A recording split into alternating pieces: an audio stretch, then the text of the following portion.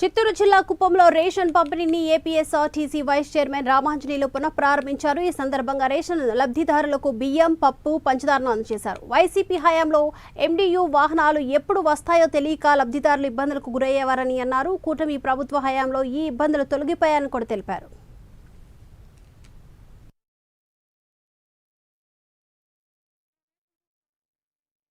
బండి వస్తున్నప్పుడు చాలాసేపు వెయిట్ చేస్తుంది. కానీ ఇక్కడ ఇప్పుడు వేస్తూ ఉన్నాయి, ఇంటి దగ్గర షాప్ దగ్గర వేస్తున్నప్పటికీ మాకు బాగుంది. ఎప్పుడైనా కూడా వచ్చి వేసుకోవచ్చు. ఇన్ని రోజులు ఒకరోజే వేస్తున్నారు బండిలో వచ్చినప్పుడు. ఇప్పుడు 15వ తేదీ వరకు మాకు టైం ఇస్తున్నారు. ఈ అవకాశం ఇచ్చినందుకు చంద్రబాబు సార్కి ధన్యవాదాలు.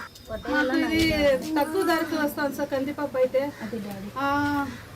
షాప్లో తీసుకోవాలంటే 150-175 అవుతుంది. ఇక్కడైతే 75 రూపాయలకి వస్తుంది. 65 రూపాయలు సార్.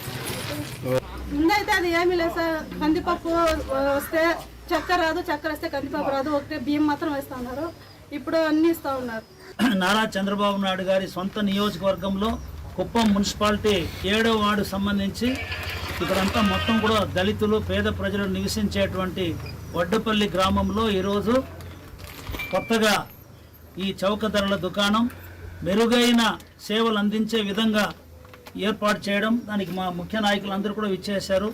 కాబట్టి అందరూ కూడా పేరు పేరు నమస్కారం తెలియజేస్తూ, గత 5 సంవత్సరాల్లో జరిగినటువంటి పొరపాట్లు, దుర్మార్గాలు, అన్యాయాలకు వ్యతిరేకంగా ప్రజలు 94% స్ట్రైక్ రేటుతో ఈ కూటమి ప్రభుత్వానికి అధికారం కట్టబెట్టారు. గౌరవ ముఖ్యమంత్రి గారు ఎంతో అనుభవశాలి, ఎంతో అంకిత భావంతో పనిచేసేటువంటి నారా చంద్రబాబు నాయుడు గారిని మొత్తం రాష్ట్ర అభివృద్ధి సంక్షేమం కోసం ఈరోజు ఆయన్ని నమ్ముకొని ఉన్న ప్రజలు, అందుకు ముఖ్యంగా నిత్యావసర సరుకులు అనేది ప్రతి ఒక్క పేదవాళ్లకు కావలసినటువంటి అవసరమైంది. కాబట్టి దాన్ని ఎంత చక్కగా చేయాలనో దానిపైన అధ్యయనం చేసి ఈ కొత్త పద్ధతిలో ప్రారంభిస్తున్నాం.